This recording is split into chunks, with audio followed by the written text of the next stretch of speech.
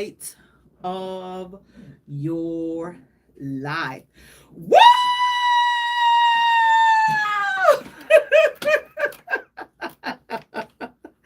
You have entered the J Spot, where we are strengthening relationships in families, one conversation at a time, on intellectualradio.com. We are an iHeart station. I'm your host, Jay. You all, thank you so much for allowing me to share this ride home with you as you cook dinner, kick the dog, pop the kids upside the head, check their homework, help them.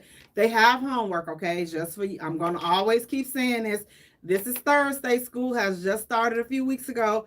Your kids have homework. Guys, thank you so much for tuning in. Please do me a favor, go to our page, go to our YouTube channel, like and subscribe to that channel. That's the Jaye Spot Radio. Go to our Facebook page, like and follow us there, the Jaye Spot. Also go to our Instagram, like and follow us there, the Jaye Spot. Jay is spelled Jaye for all three. Hey, everybody. Happy Thursday. We have an amazing show you all lined up for you tonight. Listen, we're going to get right into it because, look, the foolery is real. I think that everyone has, I think most race of men have caught on to this or have been doing this for quite some time, with the exception of the brothers. So, brothers, I'm going to need you all to jump on the bandwagon with what is going on with the other men as you date and marry outside the race, outside of your race. Listen, I need you all because brothers are the only ones that don't seem to understand that foolishness is everywhere. That if you thinking that Black women are just with you for your money or they want to do that, and then you go get with you another race of woman and then you figure out that women are women, it don't matter what the race is. So listen, our first hot topic, and we've talked about this, but it keeps coming up and it seems like everybody all other men are on the bandwagon, but brothers. So listen, brothers, I'm going to listen, I'm listen from my heart, hopefully to y'all ears. So listen, Canadian rapper Nav is, listen, he is allegedly, now this is alleged, he is getting a divorce and his wife, baby girl, hold on. See, this got me choked up. She went to court. They're going through the divorce proceeding. She finds out, baby, she up in there, she ready to sue, take half. Lord, she finds out in the court during the divorce proceeding, everything that this man owns is in his mother's name. You all heard me right. Everything he owns, all of his assets are in his mother's name. So what does baby girl walk away with? Nothing. You're right. If he owns nothing, how can she walk away with anything? So it seems as though a lot of men, most men outside of brothers, most races of men, they are protecting their assets from these women. They're protecting their assets. So brothers, I want to know, what are you all waiting for? Why are you all not on the bandwagon? Why is everybody else looking at marriage as a business? And if this woman leaves you, she won't leave with half of what you worked so hard for. We see so many brothers that go through the divorce process and they lose half of everything or almost everything because they're not taking care of the business, because they're supposed to be in love. And I guess they found something better than being with Black women. And then you get over there and you get raked through the mud. So you'll protect yourself on this end. But when you go over there and you swim in other waters, you act like all common sense have left.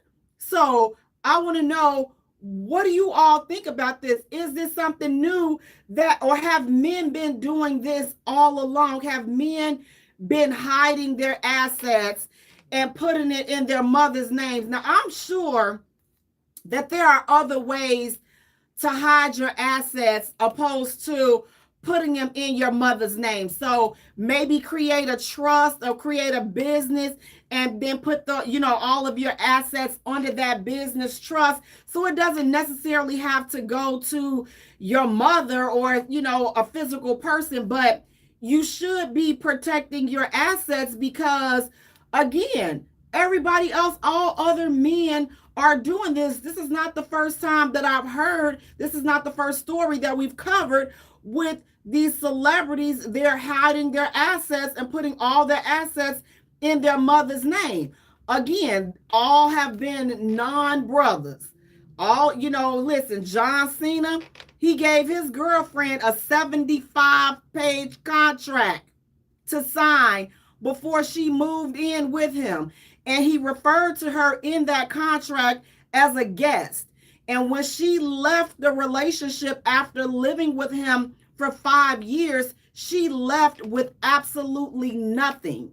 So I want to know, what do you all think about men papering up and them protecting their assets? Or are you saying, you know what? Listen, Jay, I'm all for, men protecting themselves. But come on, for real, putting your assets, putting everything in your mother's name, or what type of sense does that make?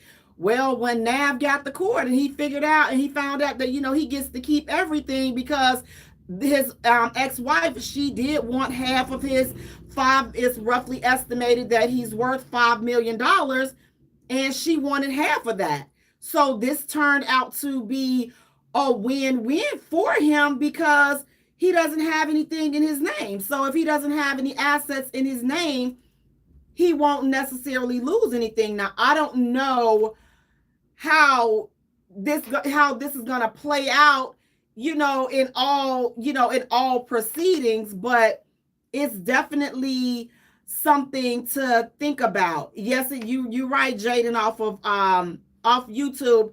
There are definitely not non-sisters that the brothers are doing this to. So again, brothers are not papering up like this and securing their assets. And I think that that's something that definitely needs to be considered because we are seeing brothers being exploited financially at an alarming rate.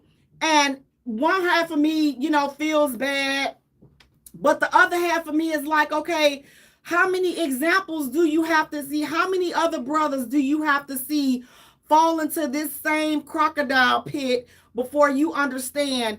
Listen, it's real out here.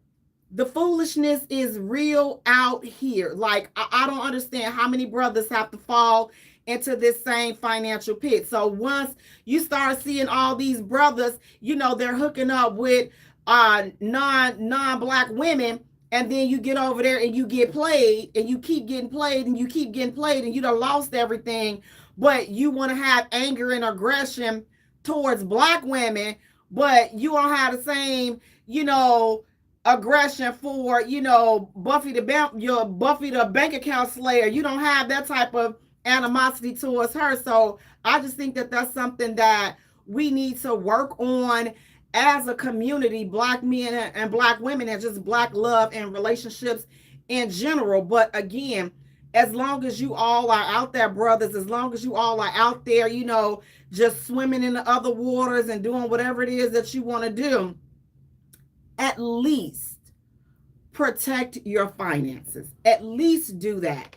At least protect your finances, because again, you see the other men from other races are protecting themselves financially. So do your due diligence. Again, if you want to go and marry outside your rock out, because that's what y'all doing anyway.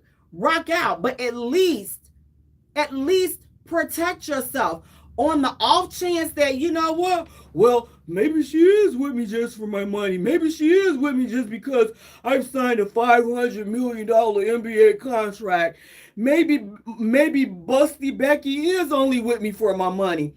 Or maybe Busty Becky does love me. Whichever the case is, you go in thinking Busty Becky love you, and that's fine.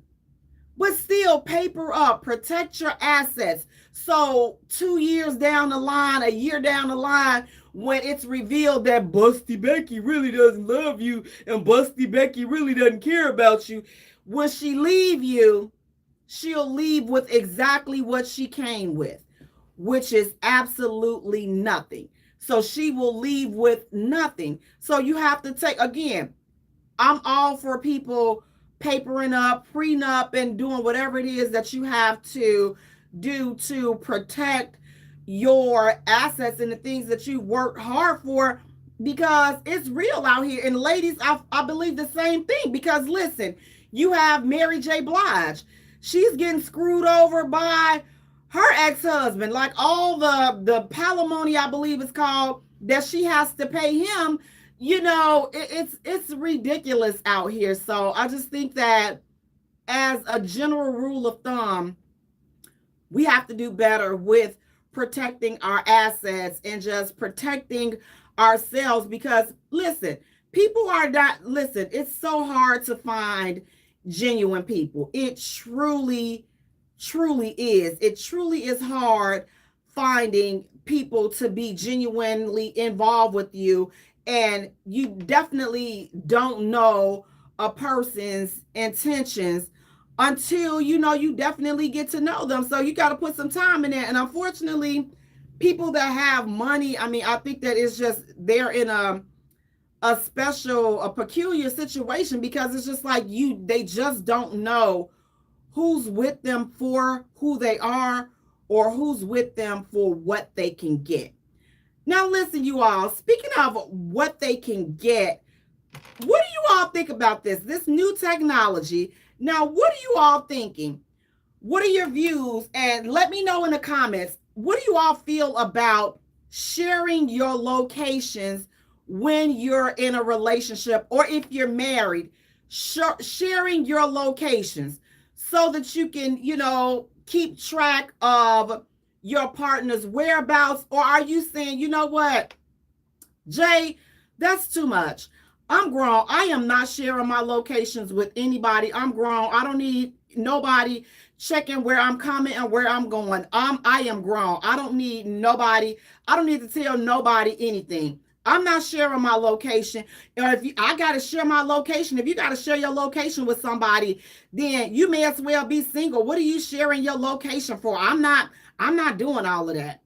Are you that person, or are you a person that says, you know what, listen, it's so much stuff going on today. I don't mind sharing my location. I don't mind sharing my location because it's so much going on, and I don't mind my partner or my spouse knowing where I am, because I don't have anything to hide or anything to lose. I'm not doing anything. If your mate or your spouse asks you to share your location, would you think that it was something wrong? Would you think that they were asking you to share your location to keep tabs on you? Or are you like me and say, you know what, listen, it's so much stuff going on. Like, I don't mind. Like, I'll share my location with my family when I'm going and doing something, or I'm going somewhere out of the ordinary. I'm grown. And I let people know where I am, who I'm with, just in case something happens. My people know who to come. Listen, where to come, where to look. So being in a relationship and being married, I believe that it's the same thing. Now, I'm not saying we have to keep 24-hour tabs on each other, but listen, stuff is happening all day long, all day strong, and you just don't know. So it's always, in my opinion, it's always helpful, and it, beneficial. It could be to your benefit to ensure that somebody knows where you are, somebody knows what's going on with you, even if it's not your mate or your spouse, which I don't know why you married or why you in a relationship if you can't share your location with your significant other. But at least if you one of those people, I'm grown, I can do what I want. You know how some of us get.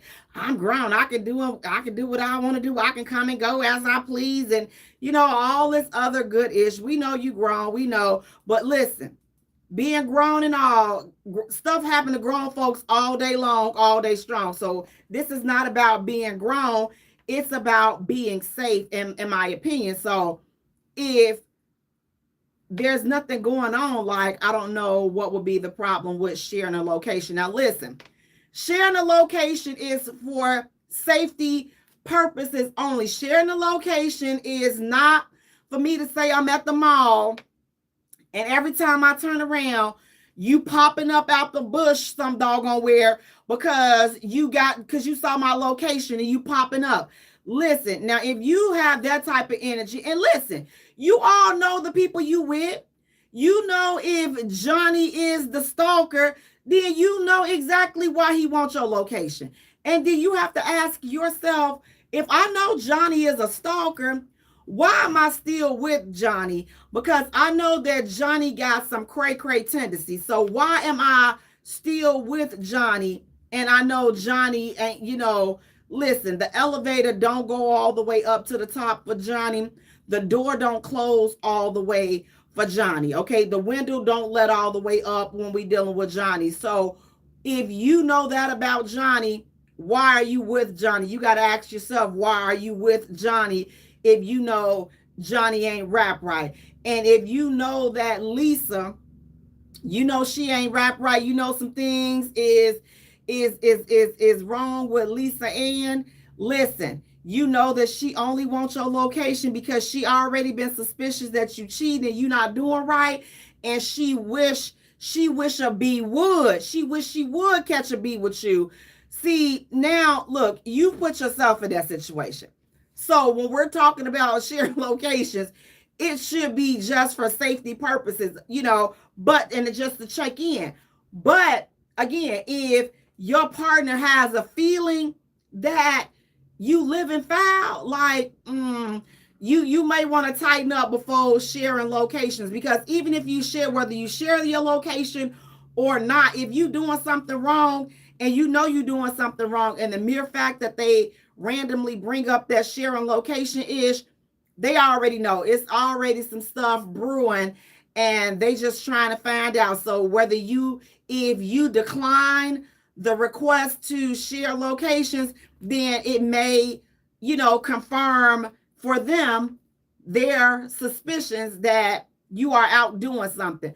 You might not be, you may be, you may not be, but again, at least find out and entertain that situation and entertain that conversation in regards to sharing locations. But again, your man, you're a woman. So if they are genuinely, concerned, and that's why they're requesting to share location, or that, listen, they a little off. She done woke up and she done had a dream that you were out somewhere with somebody else and she can't sleep now. So now she want to know your location. Now look, I'm 50-50 on them dreams, because listen, a woman's intuition is a lot of times on point. So fellas, I can't discount the woman's intuition. I just cannot, because it has been on point for me plenty of times, baby. I have been home, sleep, minding my own business, and that intuition just wake you up like, get up, time to go, go ahead, put your gym shoes on, put the raggedy wig on, let's listen, go. I'm telling you, and it seems like it'll give your car a mind of its own. Your intuition has its own GPS. You be like, why am I coming down here? Why am I even over here? Because your intuition is taking you to exactly where the foolery is. It's definitely taking you to where it is. So again, just figure out what the reason is for the sharing of the locations. But me personally, I don't have a problem with sharing locations. Again, I give my family my location and my whereabouts. Somebody is going to always know where I'm at. And here's another reason why as well that I do that, because here's the thing. Listen, I'm up, like, my people thinking I'm in the house, and this is a true story. This happened to me like maybe a year or two ago, maybe a year or so ago. And this particular time, I get up, I told everybody, I talked to my family, everybody in the house. But then I'm like, I decided to step out. And so stepping out, I'm like, man, it was kind of late. So I was like, okay, I didn't tell anybody. Everybody, again, thinking that I'm at home. So I decided to step out. I'm on my way to my destination and was this close, just missed it. A head-on collision, car accident on the expressway. I was in a ride share and I was on my phone, so I wasn't paying attention. And so I felt the car jolt a little bit. I'm like in it because it felt like something hit it, like some debris or something. And I looked up and I'm like, what the heck? You know what? I asked the driver what happened. He said that he had swerved to avoid a car hitting us head on. The car ended up hitting the petition and catching on fire. Just like that. Just like that. And I'm just like, oh my God. I was so freaked out. I was so thankful. I was like, oh Lord, thank you, Jesus, so much for covering us. Because again, my people thinking that I'm at home. But again, I decided to get up and step out. And just like that, could have been just gone. And nobody would have knew, because everybody thought that I was at home, because I'm in for the night.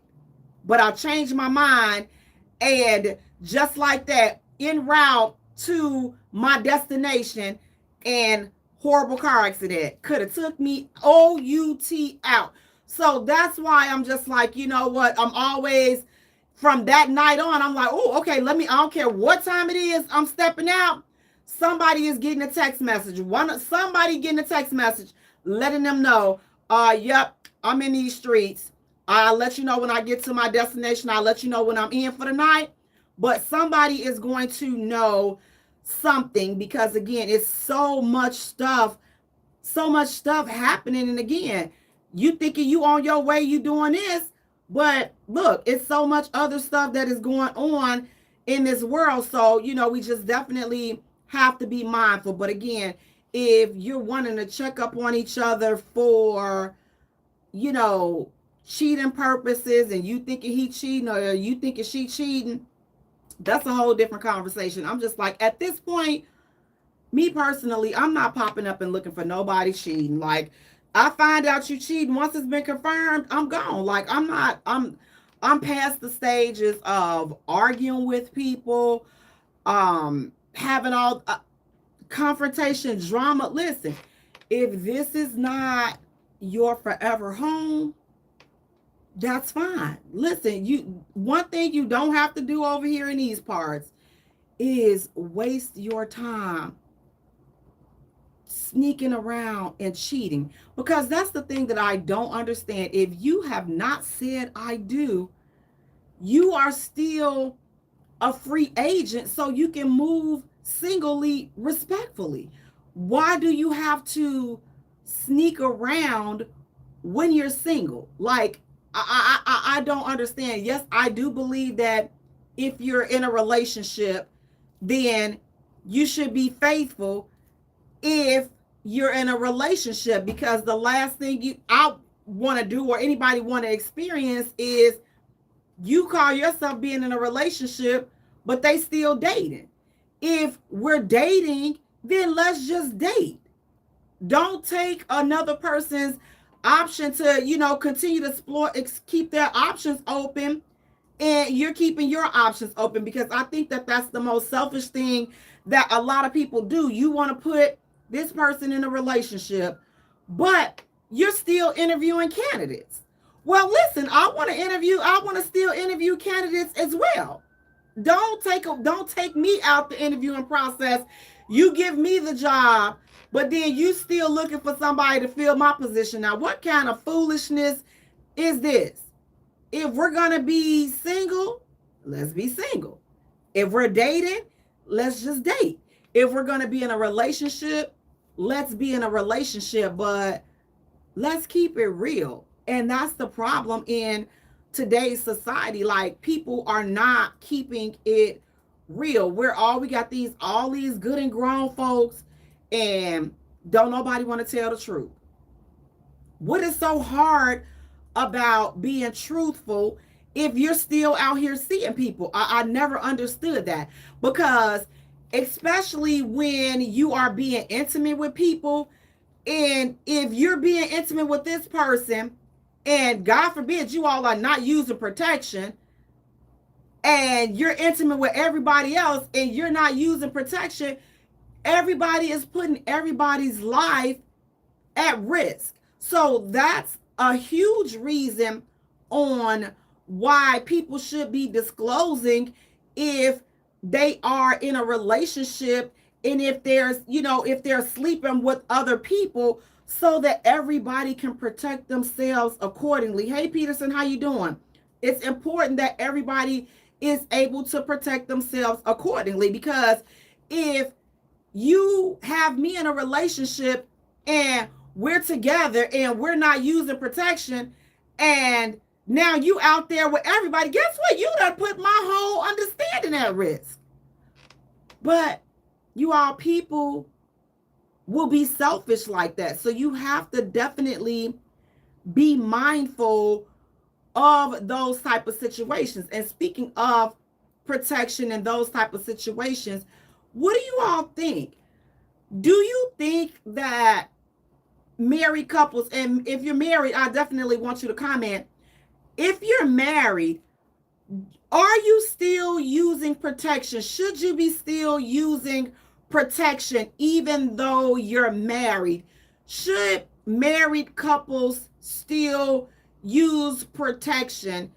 Or are you saying, you know what, listen, that's the purpose of me getting married, so I don't have to worry about using protection. I shouldn't have to worry about looking over my back and looking over my shoulder, because you're the person that I chose. So you're my one. So no, I'm not going to use protection, because when you think about it, you're like, okay, well, Jay, yeah, I mean, like, why would I use protection when I'm married? When I'm married, I'm saying that you're the only one doing a horizontal mambo with, and I should be the only one that you're doing the horizontal mambo with. Now, I know you're saying, listen, Jay, that is a ridiculous question to ask. Of course they should not be using protection if they marry. You all, I hate to be the bearer of bad news, but you all, there are a lot of married people that are still single. I know exactly what I said, and I'll say it again. There are a lot of married people that are still single. There are a lot of married people that move in a single manner. And if you're giving it up, they're accepting it. So if you, by chance, if you know that, or you have a slight feeling that, listen, the person that you done said I do to, you know they still got some streets in them, you should probably use protection to protect yourself. Because again, a lot of these people are just reckless and trifling. Like, they don't care. Like, they don't care about you. They don't care about themselves. They don't care about nobody involved. All they care about is sneaking around and getting what it is that they want to get. And they're putting your life at risk. So when you say, Jay, why would I use protection and I'm married? If your spouse is still single, you better use protection, because you don't know who they out there with. Jay, don't nobody know who? Okay, keep using. Listen, your life. All I'm saying is, the world that we live in, unfortunately, a lot of people are not who they claim to be. It's so many tricks, it's so many games being played. People are just not honest about like anything. There's no honesty, there's no transparency in anything. Even in marriage, people are still lying and playing games. So you have to be mindful and protect yourself, because your life is at risk. Your partner, when you're sleeping with somebody, they have your life in their hands. And a lot of people don't even care about their own life. So, how can you expect them to care about yours? All they're worried about is the moment. They're worried about what's going on for the moment. They're worried about the thrill of being able to have you over in one corner, and then they're able to go out and do it to whoever or whomever that they want to do it to without you knowing. So protect yourself and do what you feel is right in your particular situation. Hey Marcus, how you doing? You have to do whatever it is that you feel is right in your situation, because you have to protect yourself. Now, I'm not saying all married people are like this, because they're not. But again, you do have a handful of married people that are still single. And if you so happen to be with that married person that is still single, then you have to make sure that you're doing what you need to do to protect yourself. Because if they're not going to protect you, God, listen, you owe it to yourself. Like, we can't, the days are over with where if you're suspicious of something and you're suspecting that your mate or your spouse is on some garbage, but you're afraid to take the actions to protect yourself. And you know what? It's always the guilty party. So you may say, listen, I'm married. How would I even bring up using protection with my husband? Or how would I even bring up protection with using protection with my wife? And so it's different ways to have that conversation. Again, test the temperature, test the room. You know who your partner is, you know how they will act with certain things. You listen, at that point, if you feel like you need to introduce using protection in a relationship, in your marriage, that may be the point where, you know what, listen, it's time to have a conversation. I feel like, you know, is something going on.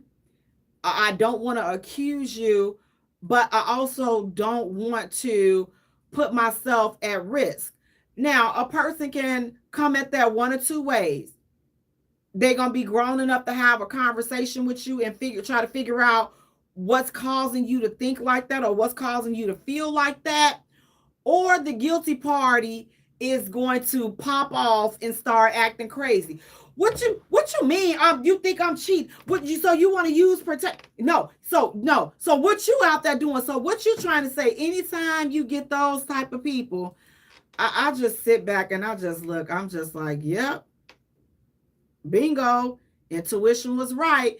Anytime a person, you cannot have a conversation about anything. If I'm married, I should be able to talk to you about anything.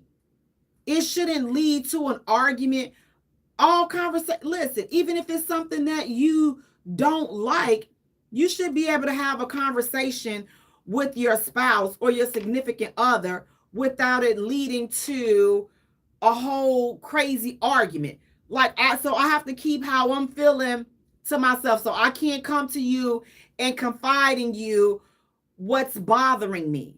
I can't confide in you on what's on my mind, or what's causing me to feel uneasy in our marriage, what's causing me to feel uneasy in our relationship. Again, you know your people, but you should know your people before you say I do. So if you know that you're dealing with a person that you can't talk to, you know, man, that would be unfortunate, because if you can't talk to them and then they are in fact out there doing something, then you could be putting yourself at risk, because if they're not protecting themselves, they're not protecting you. So if they out there raw dog and any and everything, man, that could be detrimental to you. So in essence, should married couples still use protection? That's a case by case situation. If you are with a married person that is still single, then you definitely should be using protection to protect yourself. Now, listen, speaking of protection and protecting yourselves, what do you all think about this? Should a man allow his woman to see him cry? Should a man allow his woman, his wife, see him cry? What do you all think about that? Fellas, are you in a place where you've ever had to tap in and cry in front of your wife or your significant others? Ladies, have you ever had your man or your husband ever cried in front of you? And if he did, how did you act? Are you a safe space? Because that would be the first thing that I would think. Like, if a man, if he can't cry in front of you, I don't know, like, how safe are you for him? Like, how safe mentally are you for him? How safe are you for him emotionally? Like, if he cannot, crying is a human emotion.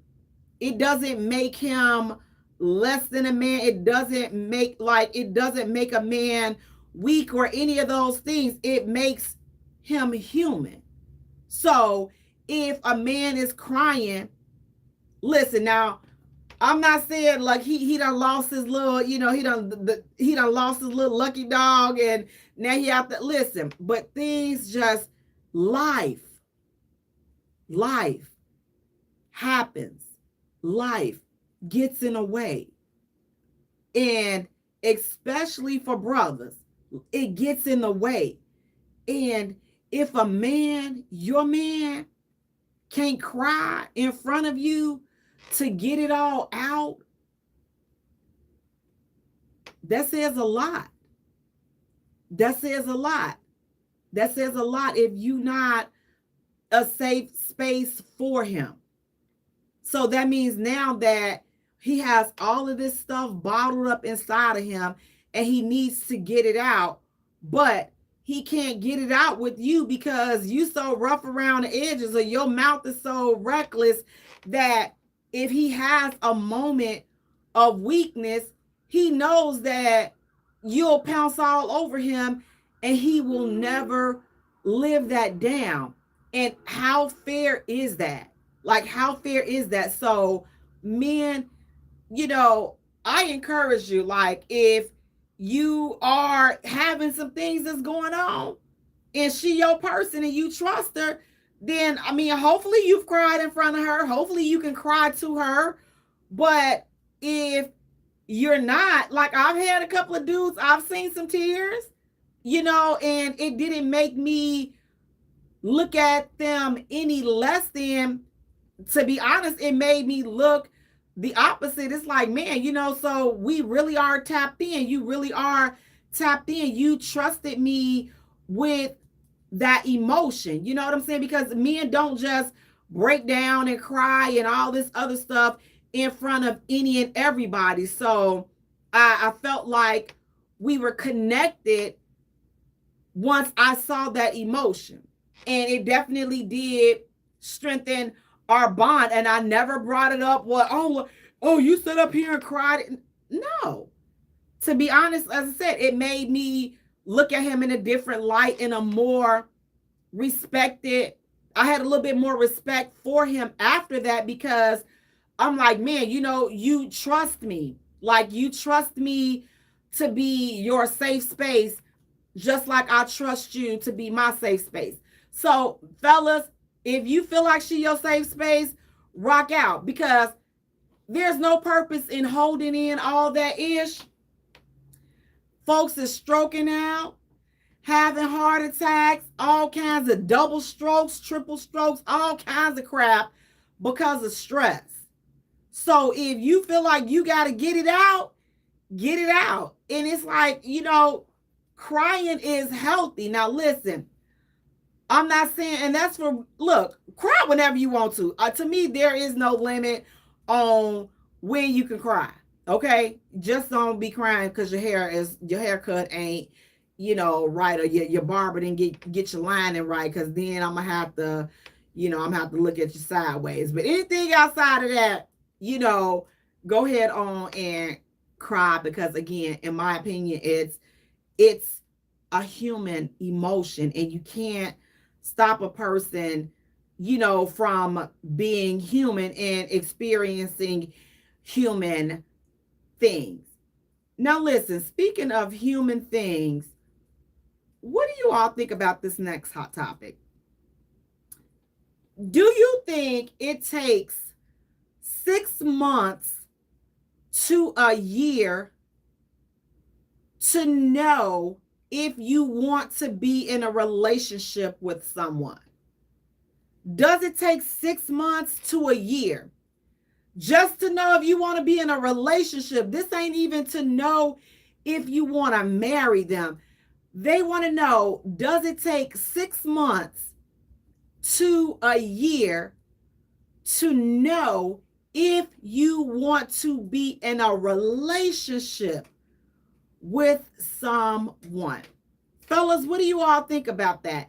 Does it take at least 6 months to a year to say, you know what? I want to be in a relationship with her. Not I want to get married.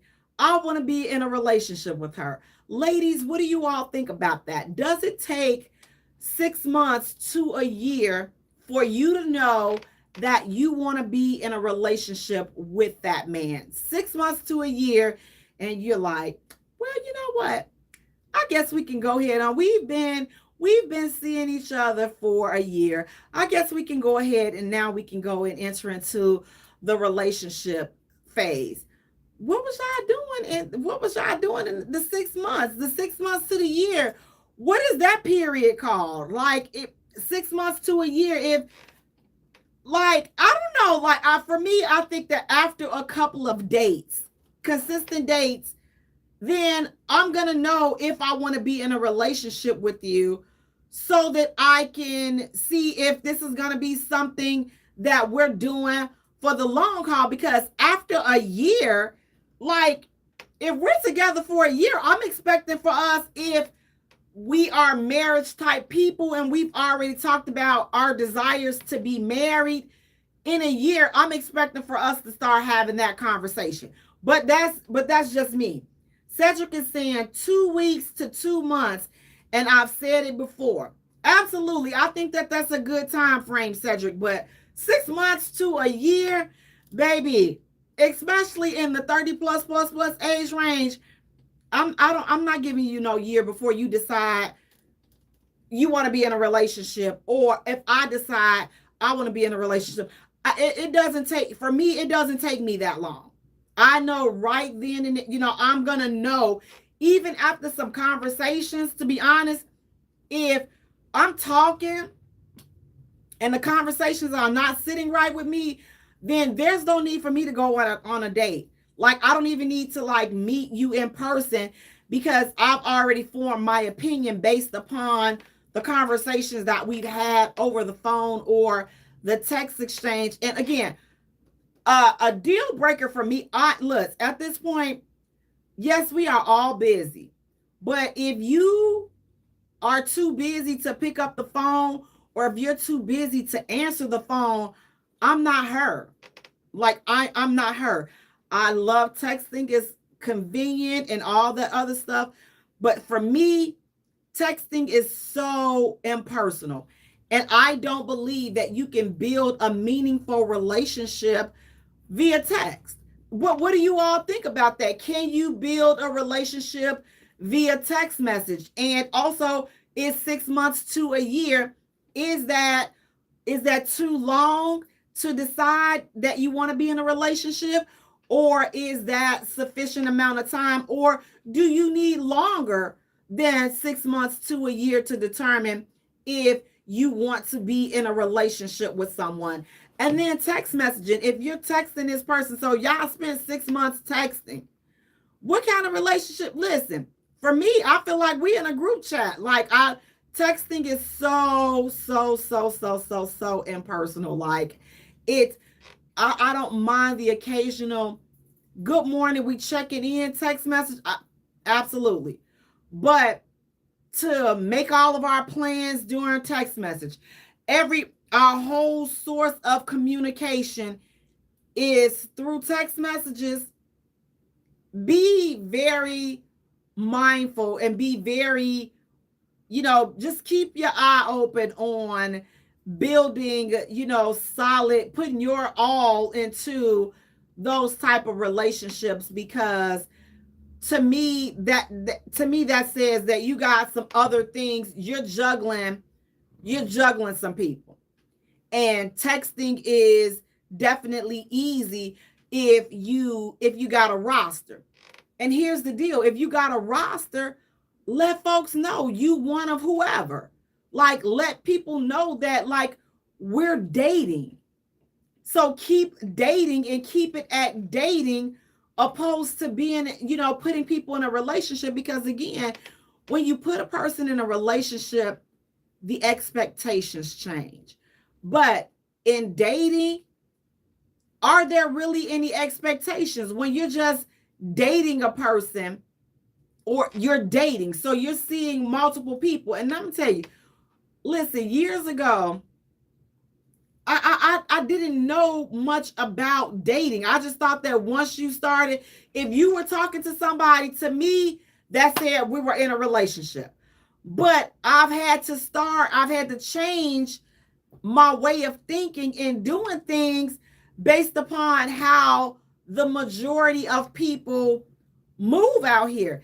I had to learn and figure out, yeah, no. Dating means y'all just dating. They not with you and you not with them until you have a conversation, and then you all say, you my boo, I'm your boo, you my boo, and all this other good ish.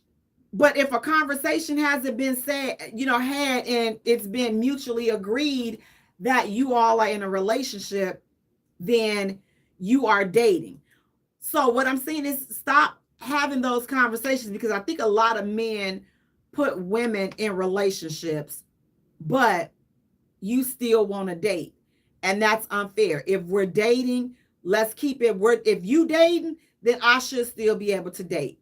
And when you are dating, fellas, and when you dating, ladies, do you want to know? Do you ask people how many people that are they seeing, or is that too personal? So if you're dating someone, fellas, do you want to know how many other men she's dating?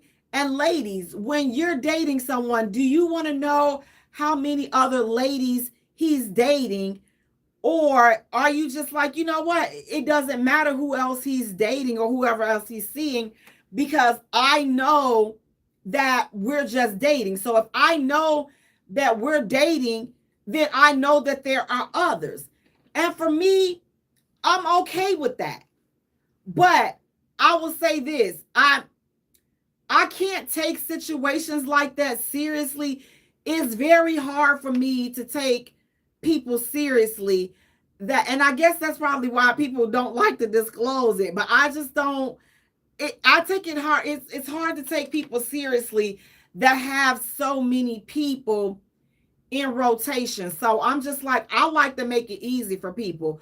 I'll just back out and just, go find somebody that's not entertaining so many people at one time, because I hate dating. Like, I hate it. Michael is saying, are people dating anyone? Are people dating anymore? That's what we're talking about. Dating, dating multiple people, seeing multiple people. And I think dating people and being intimate with people are two different things. So it's like you could be dating four men, but she may be like, okay, well, I'm only sleeping with one of them. But again, for me, just thinking about that, I'm like, man, that's kind of messy right there. Because what do you do when somebody catches feelings. Somebody is bound to catch feelings. And what if you catch feelings for him and he caught feelings for her? See that now this is going to be a messed up situation. And that's why for me, I just, dating, I'm not a big fan of it, especially the way that it's done today. But I respect dating and I respect how it's set up when it's done correctly and properly. But again, I don't think a lot of people are, and maybe because of people like me that feel like, okay, I don't like all the variety. I don't like all of that. Like I like to just one person at a time. Like I'm talking to you again, because for me, it doesn't take long for me to decide if there's going to be a date or there's going to be a second date. It does not. Like it does not take me long at all. And I feel like, okay, well, once I've said, okay, well, you know what? I'm not seeing anybody else. But if you're a person like that, you got to understand, just because you're not seeing somebody else, you can't put a damper on their process. So you've decided you want to lock in with him, but he's not locked in with you. He's still seeing other people. So you should listen. You can't be that type of dater. Being that type of dater is very, very emotionally draining, and it's emotionally dangerous because you're locking in on somebody, hoping with the hopes that they'll lock in on you. And now you're stressing out, and now you're mad and you're unhappy because you're choosing them, but they're still interviewing. So you don't have the job. You want the job so bad, you want the position so bad that you decide to lock in. Don't lock in until the lock in is mutual. So if you both are not locking in on each other, listen, don't be a one-sided relationship, because that's how a lot of one-sided relationships start. Now you put yourself in position where you're in a relationship with them, but they never said that they were in a relationship. They're still dating. So that's all in your mind, that you all are together. Now you're putting yourself in position for your feelings to get hurt because this is the person that you want, but they haven't established that you're the person that they want.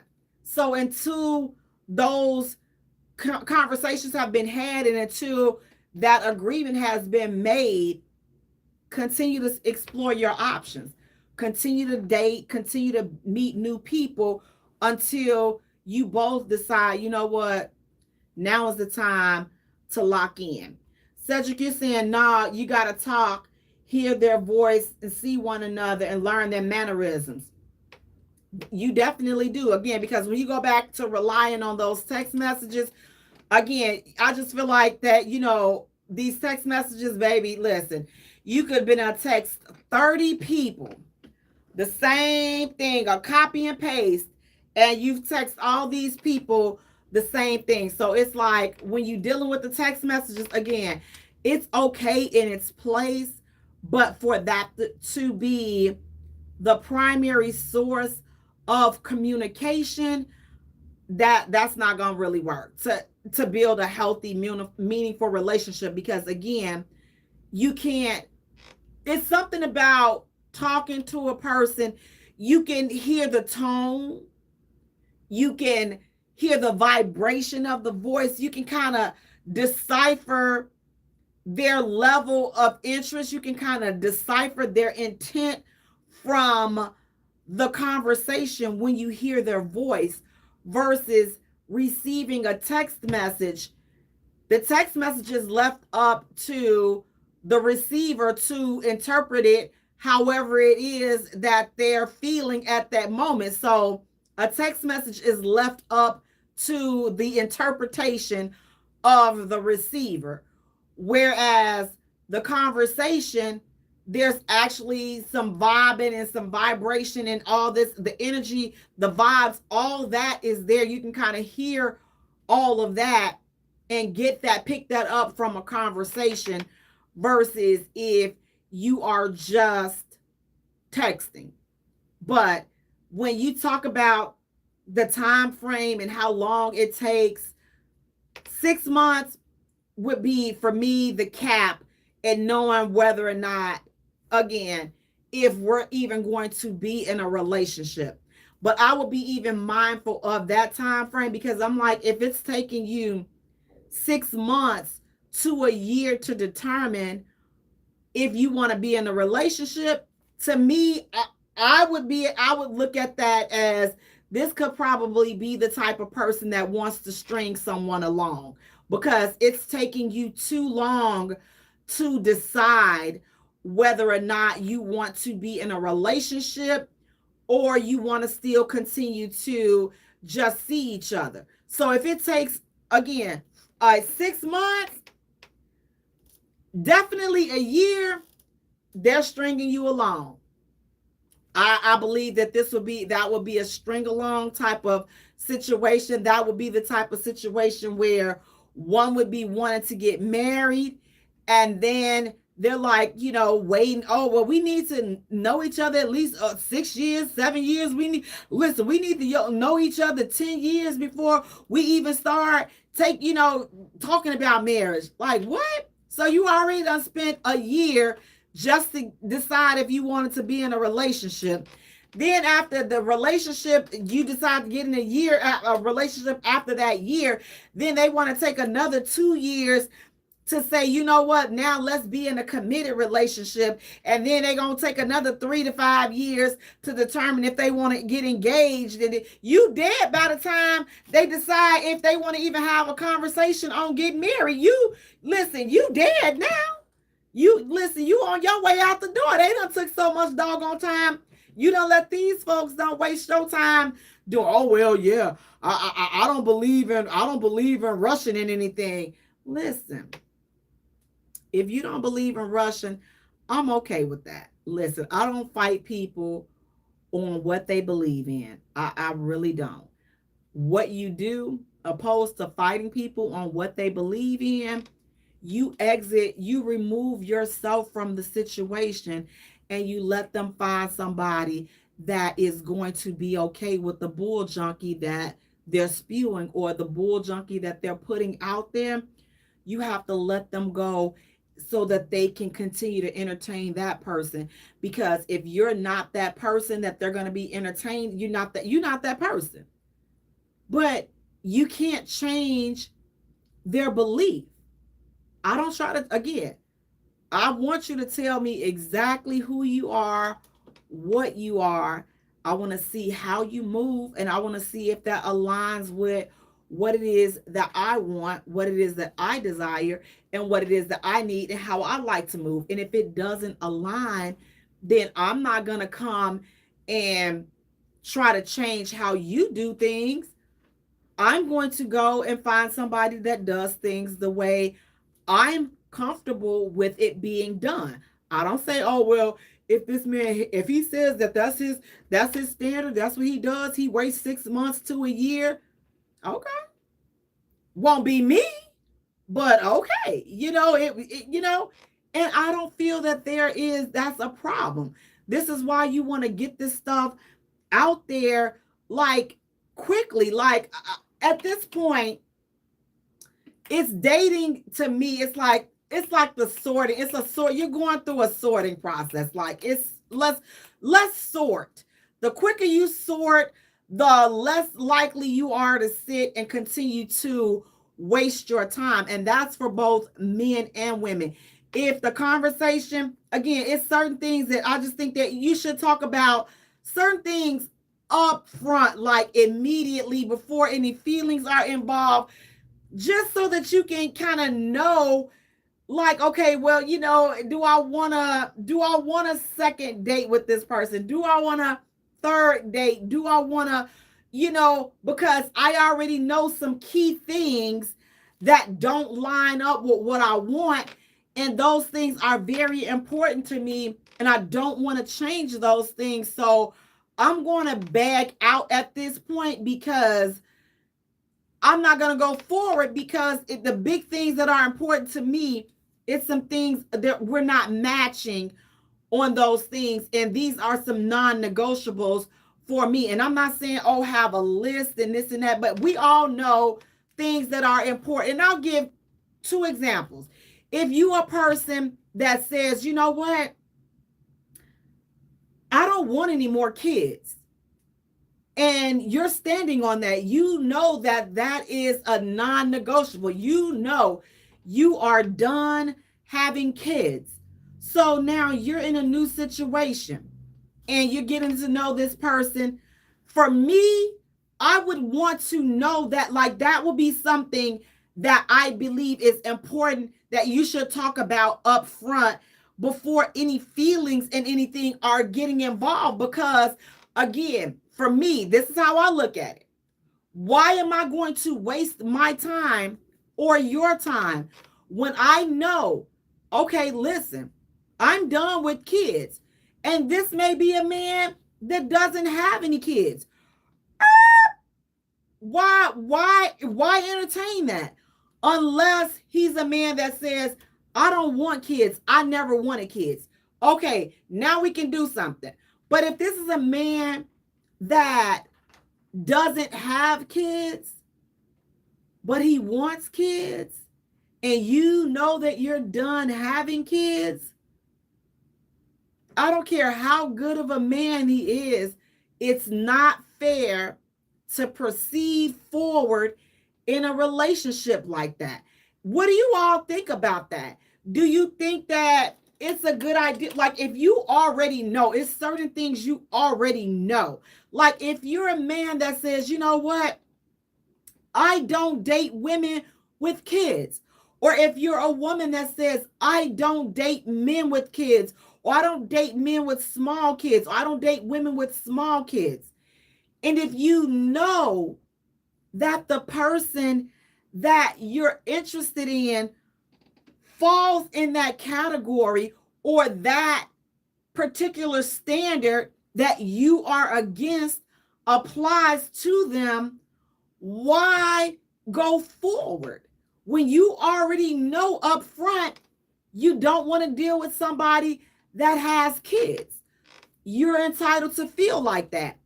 Stop pursuing these people. When you find out they got kids, you got to cut it off, because you already know that's not what you're looking for. If you know that, again, he wants kids, I'm asking up front.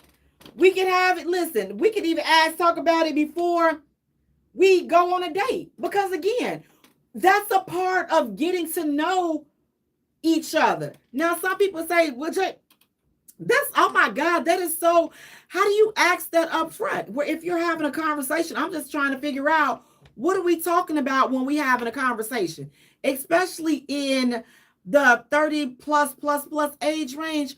What are we talking about? If we are not talking about, at this point, we should, for those that desire to settle down, you should be planning out the next chapter in your life.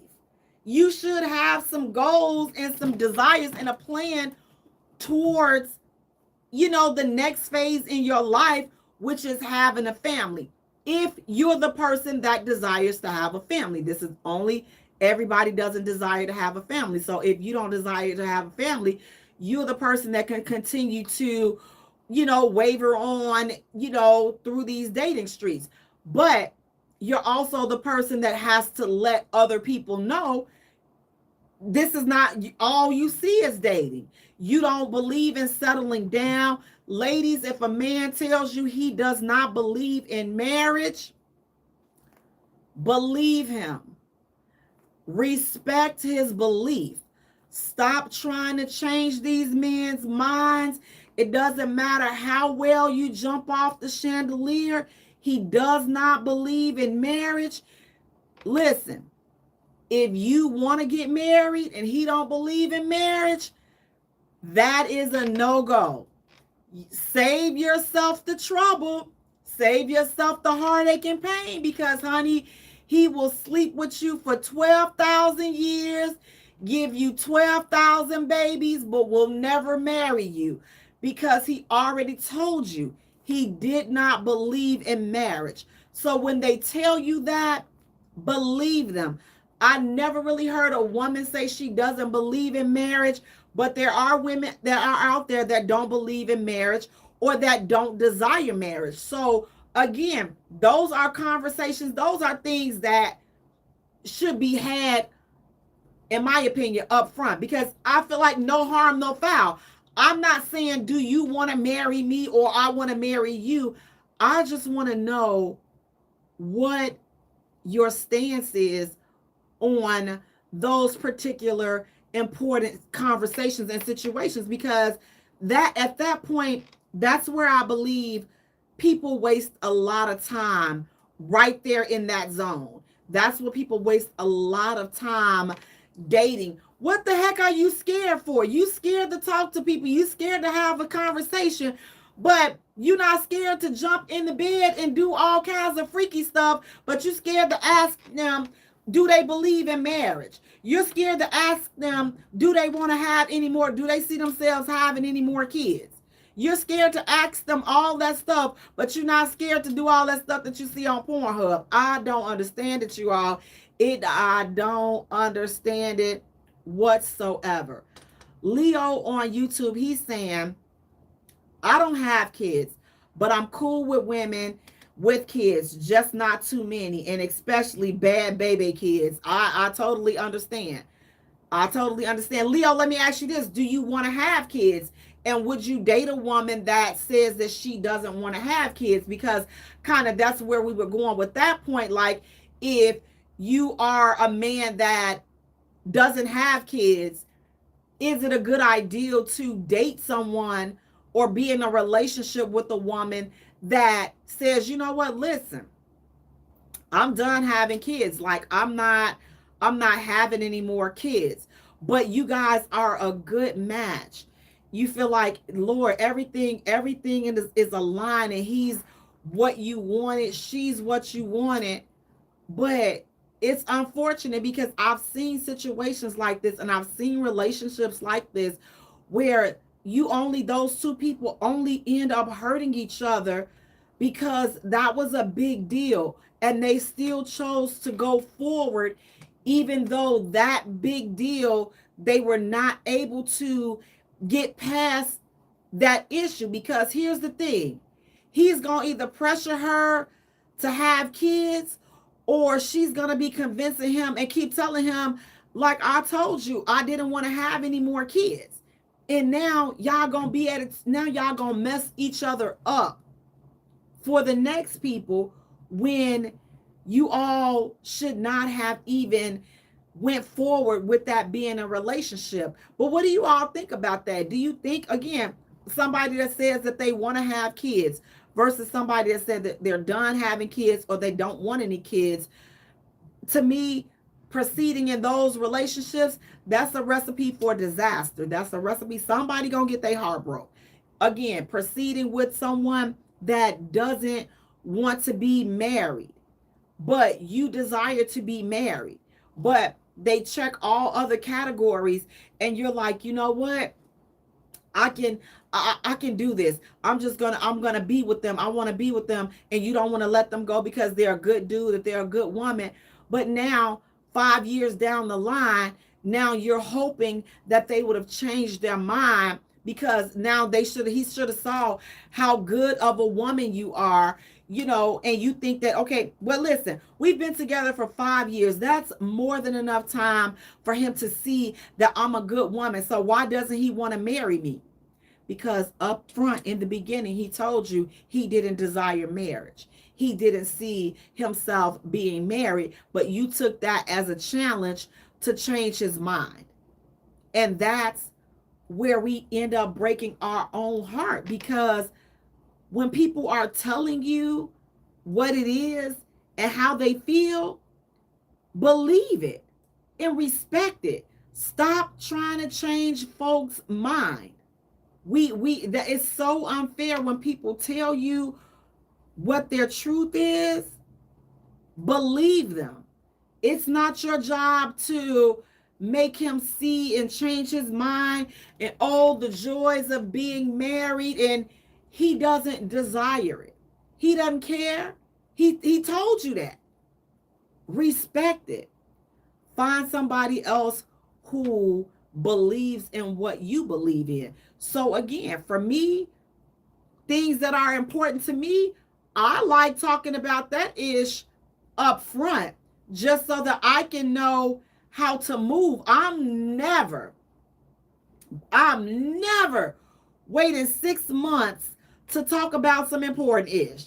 I'm never waiting 3 months to start talking about some important ish. You know why? Because now we're gonna start catching feelings. I'm gonna start catching feelings. I'm gonna start now. 3 months. That's been 90 days that you've been talking to this person every day. You're forming a bond with them, and you don't even know how they feel about marriage. You don't know what they feel, how they feel about kids. What the have y'all been talking about for 90 days? What have y'all been talking about? Like, if you ain't talking about life goals and what do you want out of life and where you're going, what are you talking about in that time frame? Because it's supposed to be getting to know each other. And once you find out like enough, I feel like in 90 days, that's enough time for you to find out some substantial things about the person that you're dating. And this is another thing why I'm not a big fan of dating multiple people. But then again, on the flip side, so if you got this guy over here, he doesn't believe in marriage and this and that, so you can go ahead on scratch him off the list and replace him with somebody else. Or now you can narrow, so now you've narrowed it down to two. So now these two, they believe in marriage, but out of the two, this one, he got too many kids and the other one ain't got no job. So now you back to zero. So again, this whole dating scene is just foolishness. You may be the man and you're like, okay, listen, I'm with her. She tells me, bam, she don't want no more kids. You want a chick, you want some kids. You're not saying you want to have kids with her, but the simple fact that she's not open to it, that crosses her out the list. So now you down to your two. Now these two, they want kids, but they already got kids and their kids are not well mannered. So you like, well, listen, I see what kind of offspring that she got. So yeah, no, I ain't gonna be a good candidate for this, because I'm never gonna sit up here and have Malachi and Rosemary's Baby and Chucky and Jason, getting on my last good nerve. So yeah, no, it's a no for me. If you do all that, you can find all that out in 30 days. You can find all that out. 2 weeks to 30 days, you can find out a lot of important information if you're having the right conversations. Now, another one. This is now I get a lot of pushback from this. What do you all think about talking about finances and seeing where they are credit-wise? Because that's going to be so important as we go into our topic for tonight. But credit scores, that's something important to know. Like, listen, now you could probably wait a little while, but I'm like this. Important stuff, like, I really don't like waiting. Like, I find a way to talk about it without it seeming like you're being interviewed. Like, if they don't own any property, I'll ask. So, so what are your thoughts on getting owning property? Have you ever thought about being a property owner or this and that? And and then you can kind of ease on into, they may be like, well, nah, I got to work on my credit. Oh, boom, there you go, right there. To what extent, how much work do you need on your credit? Is it something that we can quickly fix and turn around? Or do you got the IRS, you got a whole bunch of judgments, liens, and you got all the alphabets after you and your money? So I'm not saying that that's you X that person out totally, but at least you can kind of know what's going on. So they may have to have a whole different conversation. Like, listen, we're going to have to get on a plan. Now they went from being just somebody that you dating to now you're in a relationship with them, and now potentially even leading to marriage. Now that's something good that now you know that up front, because you can start making a game plan. So if you know that you guys are getting serious, listen, I already got a plan for you. So you say your credit ain't together and this and that. While we dating, we gonna be working on getting your ish together. Jay, why would you help him get his stuff, his credit, working on his credit before y'all get together? He ain't even said he wanna marry you, or because he a black man. So why not help somebody? Why not put somebody in a better position than they were? It don't have to benefit me, but it's gonna benefit somebody in the black community. It's gonna benefit his kids. So why not? So it's a win-win. So it's like, if you're helping him get his credit and stuff together in the process of you all being in a relationship, or you all talking, or you all are dating, you've added some value to this man's life. So now you've helped him out with that. And then things don't, then now he got his credit together. Now things didn't work out between y'all. What they got to do with him getting his credit together?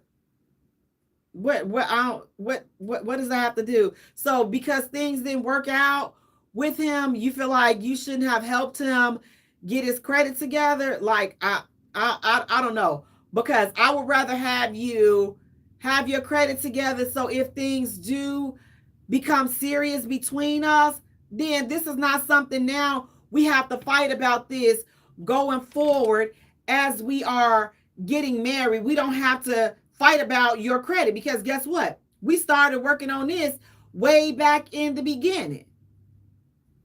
We started working on this.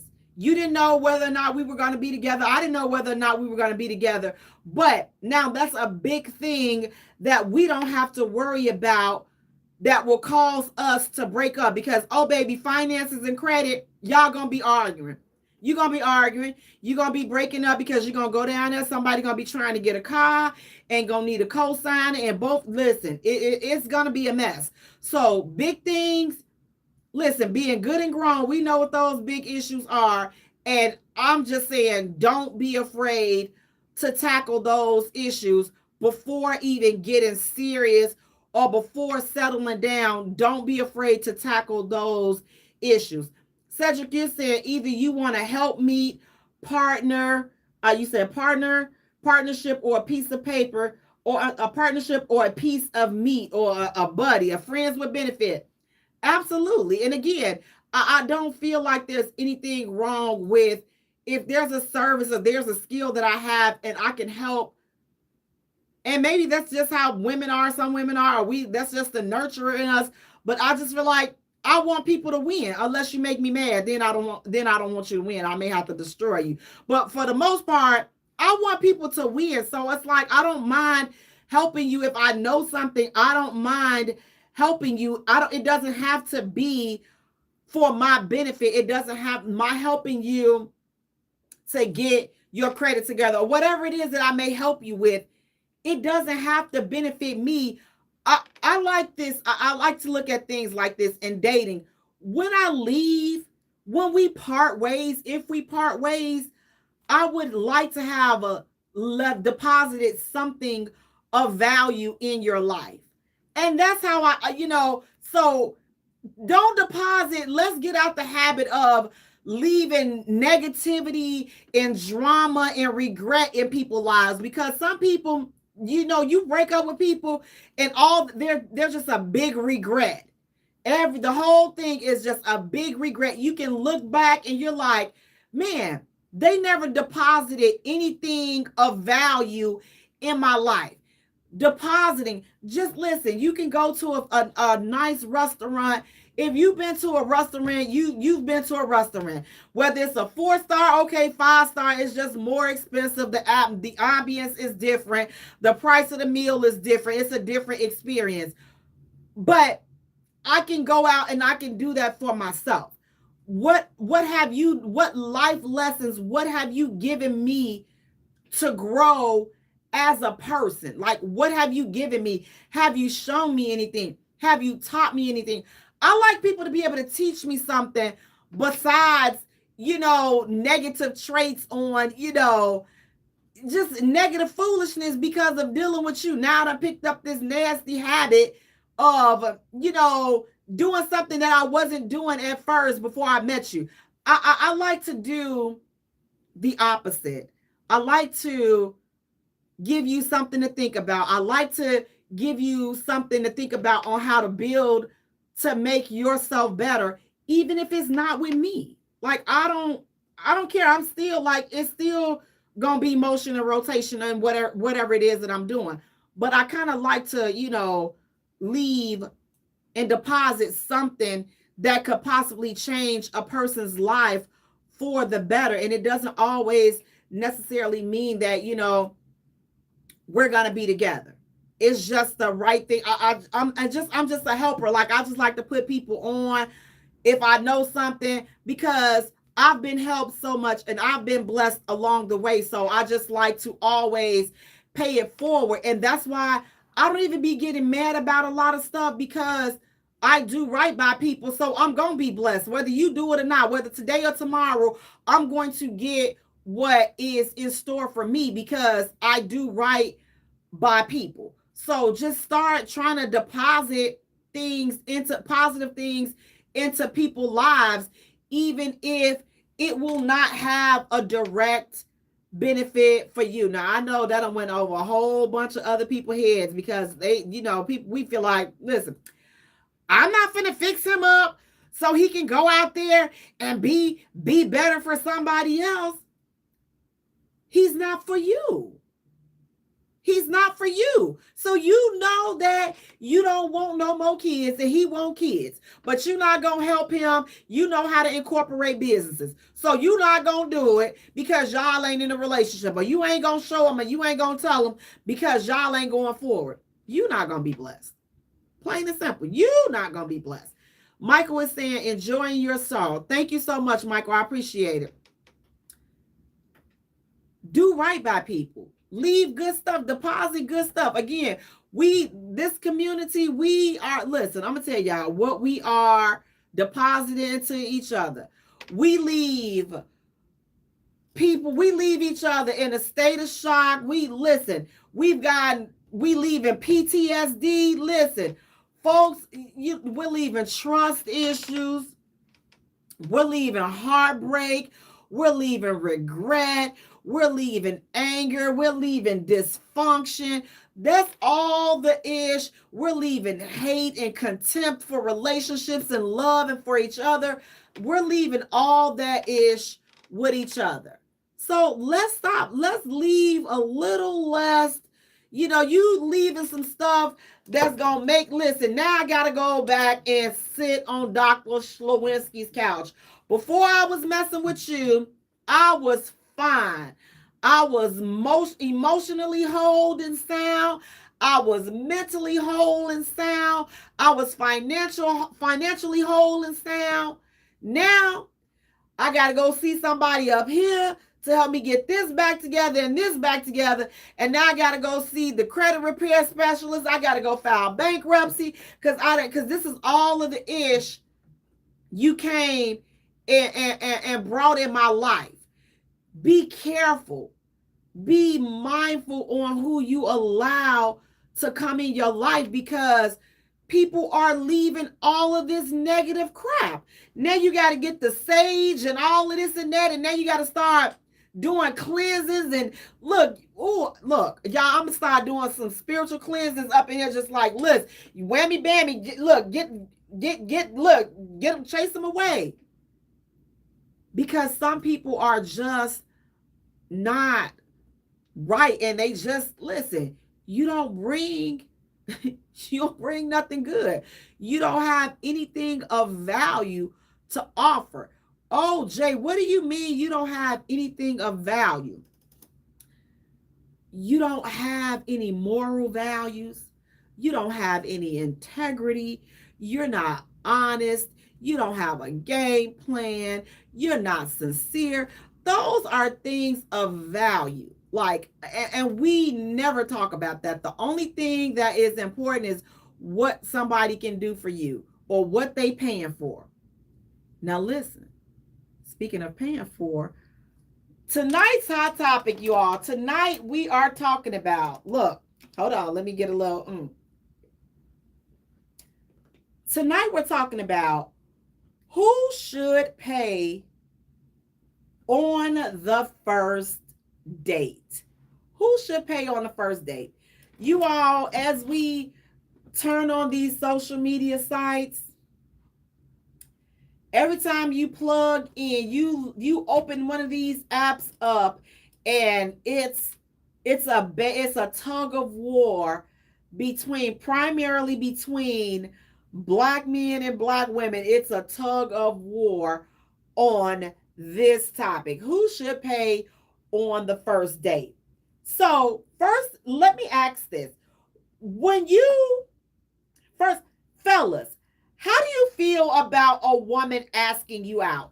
Do you want a woman to ask you out, or do you prefer to ask a woman out? Fellas, what do you all feel about that? Drop it in the comments. Do you prefer to ask a woman out, or do you prefer her to ask you out? Now, ladies, let me ask you, do you ask men out, or do you prefer for a man to ask you out? What if you see a man and, man, he looking good? You like, oh, baby. Are you going to go and ask him out, or are you going to wait and see if he asks you out? So I don't, I'm not an asker. I'm not asking a man out. I'm not. Now, if I see a man and I think that he looks attractive and I want to talk, then I'll get his attention. I will initiate. Like, now, look, I talk. I love this. This mouth is ridiculous. So I'll talk because I'm a talker. So I'll have no problem with initiating a conversation with a complete stranger. Like, I'll talk. And after the end of that conversation, like, if, for me, that says that if you don't ask me for my number, I didn't do it for you. And I'm okay with that. Like, I'm not going to be like, oh, well, he didn't ask me for my number. I'm never talking. What? Do y'all know how many people I talk to a day? Listen, sipping coffee, kicking it. Look. So, ladies, if you see a man, like I said, I'm not shooting my shot, but I will initiate a conversation. I would. Like, I have no problem with initiating a conversation. And again, at the end of the conversation, if he doesn't ask, let's exchange information, then I'm okay with that. Like, my pride ain't hurt. My ego ain't like, I just was not the cup of coffee for him, and it's cool. I'm not, well, he didn't. He didn't. I'm not doing it. Because I genuinely, first of all, I'm always ask some stuff that I want to know. Like, I'm always going, because I love to network with people. You may not be the dude. For me, I may not like how you sound. I may see your nails close up and they bit to the rim like you have a nervous condition. So now I don't know. No, we're not talking because I'm good. So in the process, I'm like assessing from head to toe. And if I start talking and I'm interested, then I'll flirt. If I'm not, I'm gonna keep it professional. So that's always, like, ladies, and for me, I always feel like that's always the benefit of, you stepping up and you saying something, because you kind of control the tone of the conversation. Like, if you get up in his face, he's smelling good, and like, man, yeah, oh, this might be a little something right here. Like, I may want to check this out. You turn a little flirt on. But if you start talking to him and he sounds stupid, or whatever it is, you're instantly turned off, not to flirt. You could just keep it totally professional, No harm, no foul. You all, this is good game I'm giving out. Listen, I look. So that's what I do. But as far as going up and asking a man for his number, I'm not doing it. I'm just not. Never have. It's not me. Am I mad at women that do it? Am I saying a woman shouldn't do that? You should do whatever you like. What floats my boat, that's not the route that I take. But I do know women that don't have a problem with going up and asking a man for his number. Now you may be like, well, Jay, why won't you ask a man for his number or ask a man out? The reason I want you all, I will be honest, fellas, because if I have to take the lead and ask you out, I'm gonna lead. I'm gonna run you through the whole relationship. I'm gonna run everything, and that's just how I am. I know me, so don't put me in position where the I have to be the leader and I have to take that role, because then I'm gonna take it too far. You gonna have my baby. I'm gonna be rubbing your back for cramps. I'm gonna be all of that. I'm gonna get you ice cream. I'm gonna get you Victoria's Secret. I'm gonna do that. And I know that you all deserve better than that. So I don't want to be that person. But I know how I am. So therefore, that's why I don't pursue men, because I know that I know I would just take it too far with being dominant. And now I have a lot of good guy friends that have spent years trying to talk to me and tell me I can't be like that. But it's just how it's gonna be, because I felt like if I did the legwork and I initiated the conversation and we had a conversation and you didn't pick up on it, or I didn't do it for you. Ladies, we got to be okay with not doing it for these dudes. You got to be okay. See, a lot of us get in our feelings and we just like, oh, he wasn't interested. So what? So listen, so he wasn't interested. Go take that shirt off, put a tank top on, go back outside, try it again. They gonna come flocking. Like, I mean, one dude wasn't interested. Like, we just fall out of no. So therefore, like I say, it's a no for me. But women that approach me in, how does that work out for you? And what do you change? Does that like change the tone of the relationship when a woman pursues you? And fellas, let me know. What do you all think? Do you want a woman to pursue you? Do you want a woman to ask you out?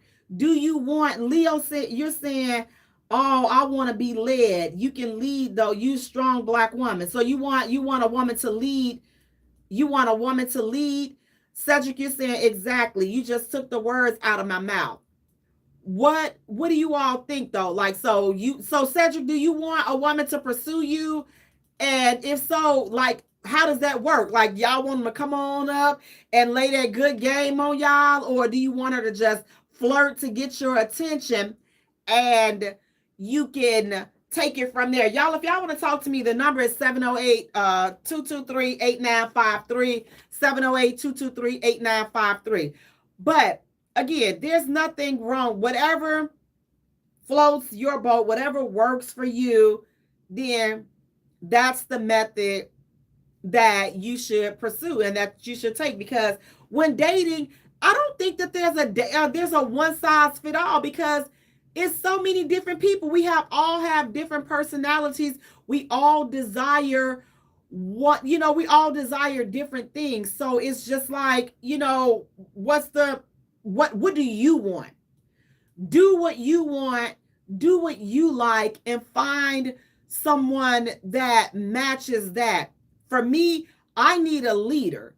I can't you got to be a leader. You got to be a visionary. I can't deal with You got to be a go-getter. Like, you can't just be somebody that needs somebody to, a needy person. Like, I can't, I can't.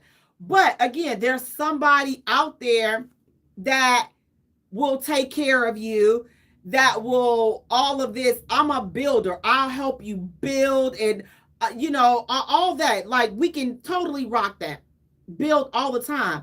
But needing to have somebody that doesn't have any vision and doesn't have any dreams and aspirations, and not only dreams, but you're working towards your dreams and you're building things.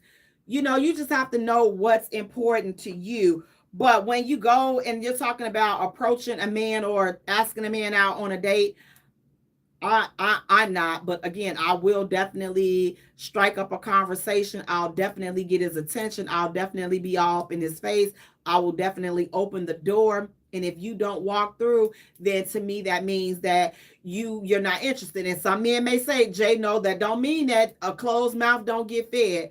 Well, I was all up in your face, and clearly this was not what you was trying to eat. So therefore, no harm, no foul. If I'm all in your face and I'm talking and we're having a conversation and you don't choose to take it to the next level, you let me walk away, this was not the meal that you were supposed to be eating. You have to be eating on something. You got to find something else that you gonna eat on. You got to find that meal that you see it like, oh, I like this, I want this right here. You got to find that. And if ladies, in my opinion, it's just my opinion, that I think that if you strike up a conversation with a man and he doesn't take it to the next level, he doesn't take the lead to ask for your information or things like that, then in my opinion, now again, fellas have told me that I'm wrong, so y'all can listen to whoever y'all want to listen to. I'm not doing it, because I feel like if you see me, we've had a conversation right there, you didn't want immediately, just off instinct,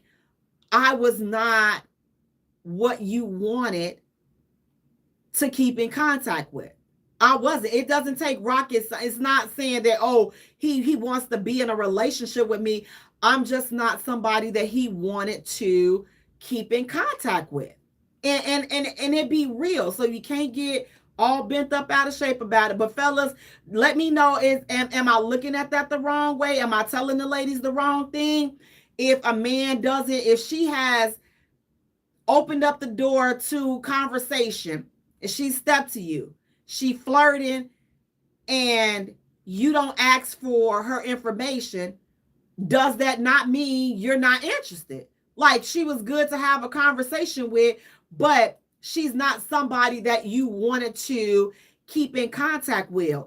Because what I know, one thing I know about men, if he wants you, he's going to have you. He's going to say, he's not going to let you get away and he has no way to contact you. He's just not. So if he wants you, I say, step up, make the introductions. But if he's not saying anything, then just, hey, you not what he's checking for. I strongly believe that, because once he see the chick that he checking for, or the chick that come approach him that he checking for, I can promise you this: he's not going to let her get away. So if he's letting you get away, then you're not the chick for this particular guy, and you got to just keep your real out there. Now, who should pay for the first date? So who should pay for the date, you all? Should the man pay for the date? Should the woman pay for the first date? Should they go Dutch, or what? Who pays for this first doggone date? Who sets up the first date? Cedric, you're saying pursue me as in ask me out, no problem with it, because I would never let a woman pursue me as I make the lead in establishing something next level. I'd already let it be known I was feeling her. Absolutely. So then Cedric is saying what I'm saying. So, if a man is feeling you, ladies, if you step to a man and you like flirting with him, And if he's feeling you, he's going to step up and take, he's going to take the lead of the situation. But if he doesn't, then for me, he's not interested. And, you got to go ahead on and bark up somebody else's tree. But first dates, fellas, first dates are on y'all. I think the first few dates are on the men. Oh my God, and I can hear you all now, because I believe that a man should court a woman. Oh, I ain't gonna be sitting up here courting these women. What you mean court these women? Listen, if you don't think that she's worth you courting her, why you out with her?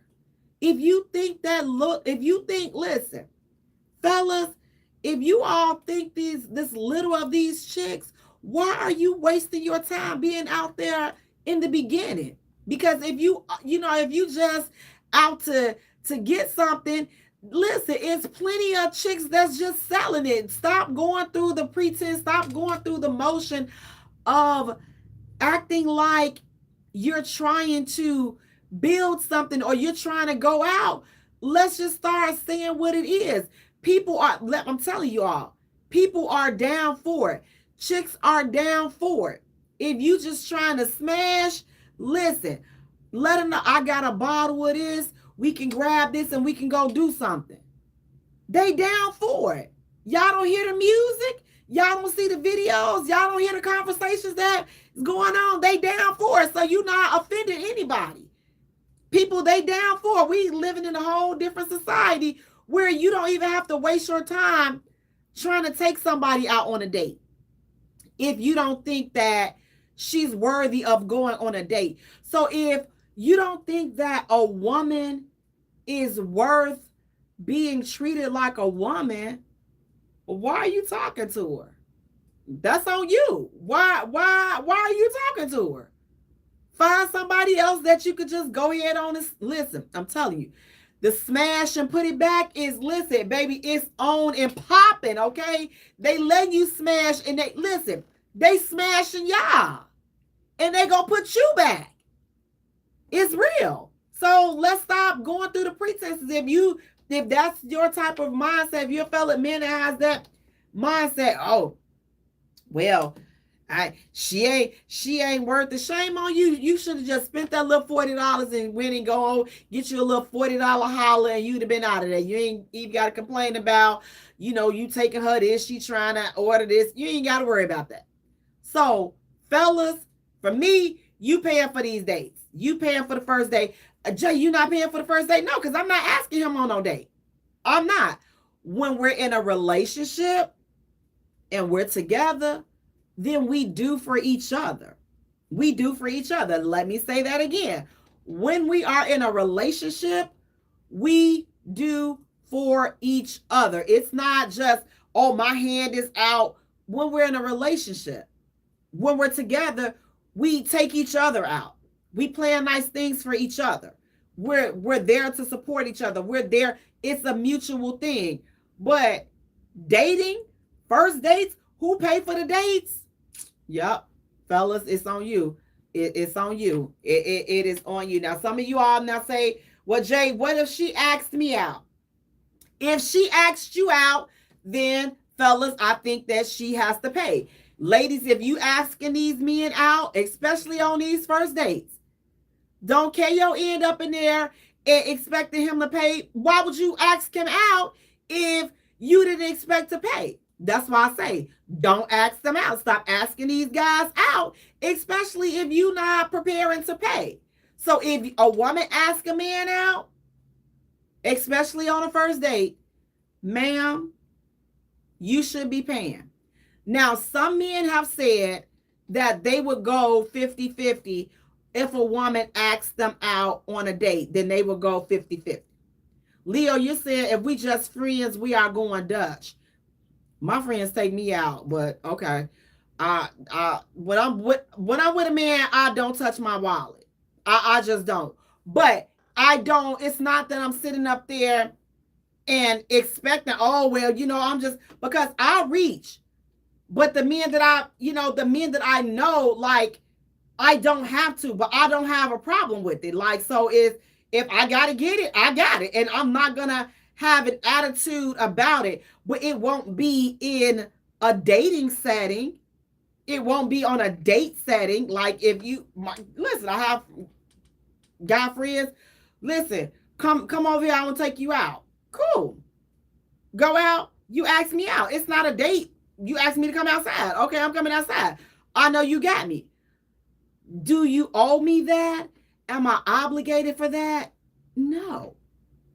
But the brothers that I know, this has not, like, I can honestly say this, I've never had this issue on who has to pay for a date. Like, I've never encountered this. Like, I've never had this problem. So I didn't know, like, it was this big of a deal. Like, men not wanting to pay for women's dates and things like that. I didn't really know that this was a real issue, because I'm just like, men don't, ladies, if you're being a lady, like, I don't think that men have a problem with treating you like a lady.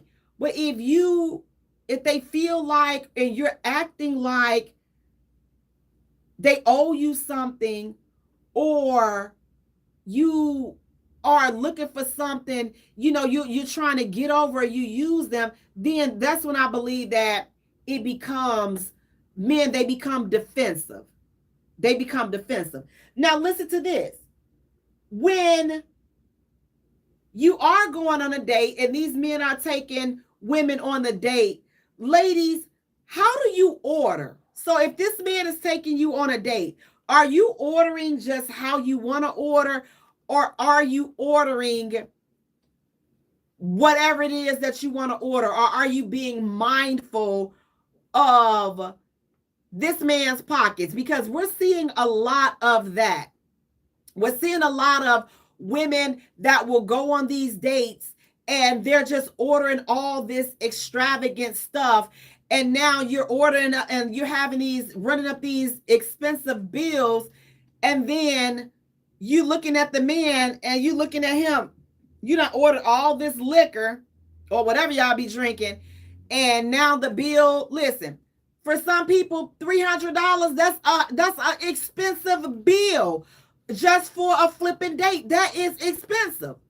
So depending on what your financial bracket is, $300 for the average person just for one date, that is an expensive date for the average person.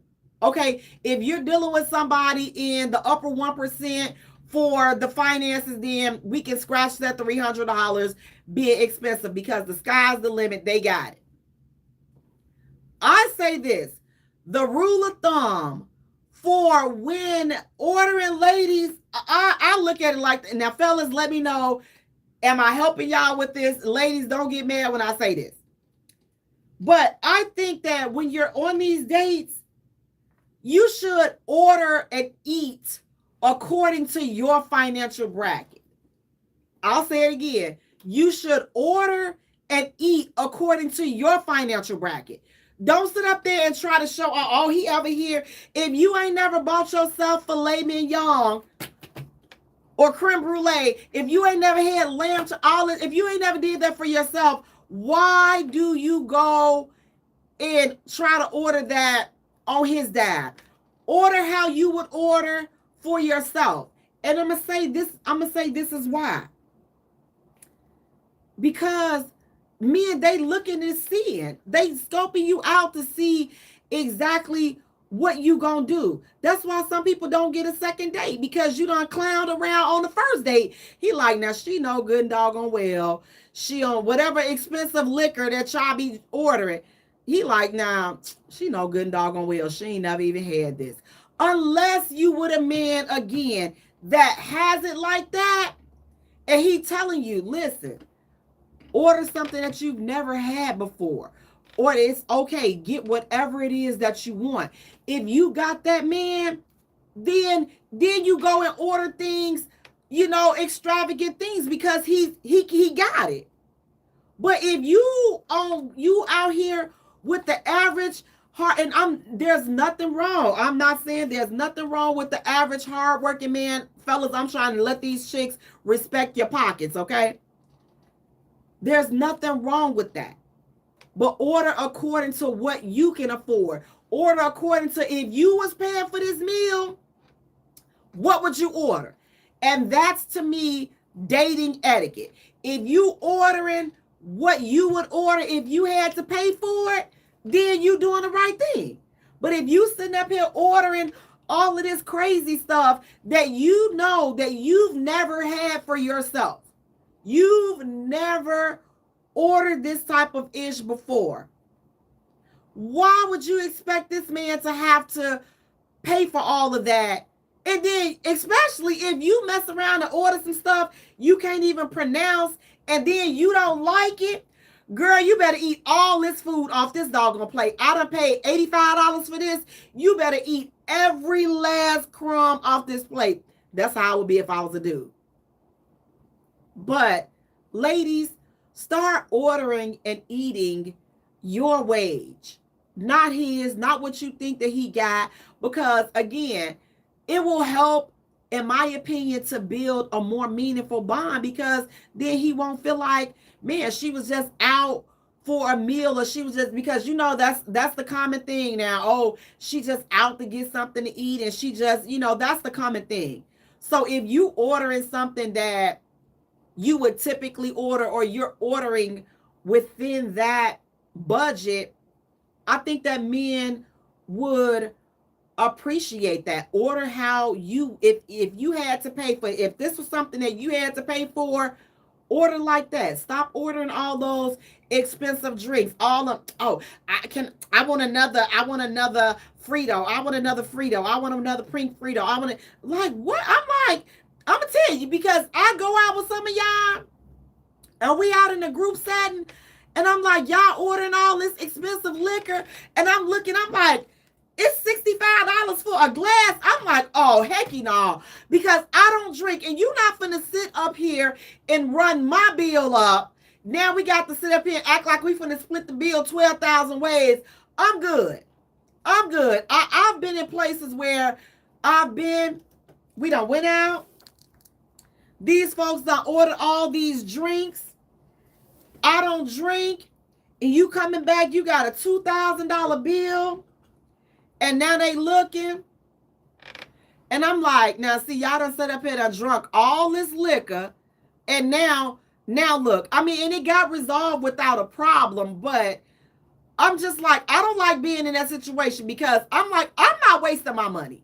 If I'm going to eat, then I'm going to eat, and I'm going to have a good time. But I'm not splitting the bill for your liquor, for you to be a drunkard. I'm just not going to do it. You can be a drunkard on your own good and doggone time. But again, ladies, when you going out and these men are asking you out, I think that the men should pay for the first date. I think that the men should pay for the first date. But ladies, I also think that when you are going out on these first dates and you're ordering, I think that you should be mindful, again, of the man that you're with. I think you should be mindful and stay within a mindful budget. Now, if you one of these chicks that, oh, this is all I eat, and this is all I eat, and this and that, and you looking at this dude and you can tell that how you eat, or how you claim you eat like this, but you got Section 8, so you can afford to eat like that. You eat like that